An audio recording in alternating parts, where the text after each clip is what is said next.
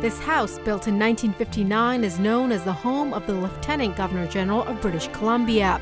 These grounds are open to the public. And tucked away is this.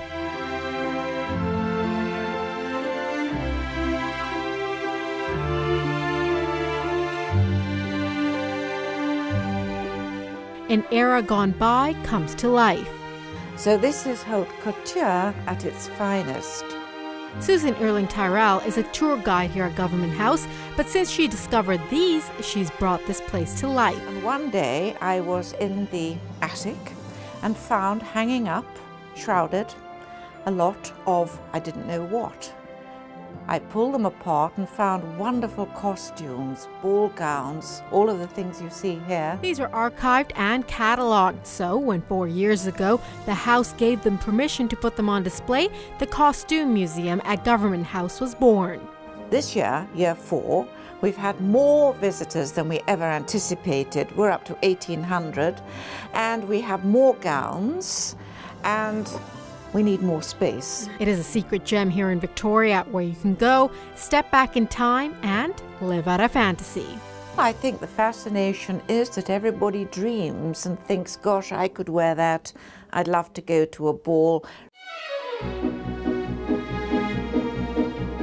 While some dresses are more modern, others have a real history behind them. A lady's morning dress from 1880 that belonged to an old lady here in Victoria who lived in India. Now this one is a French flapper dress, and these are all hand-applied glass beads, and you can imagine the hundreds and hundreds of hours in this dress. The amount of detail in these dresses is quite exquisite, and when you get a look at them up close, you realize they just aren't made like they used to be. The materials that they used before the modern idiom, I have to say, were much better. For example, this dress here that belonged to Mrs. Ross, this is the most amazing Duchesse satin. You can't even get this today. Whether it's silk velvet, silk taffeta, or organza, dresses back then took a lot longer to make. So here you're looking at hundreds of hours of work to do all of this. This beautiful wedding dress was worn for an outside wedding in Vancouver. This was in the centre of Vogue magazine in London in 1963. And as you take the tour, you're given some facts that make you realize how far we've come. For example, 20-course dinners in a corset.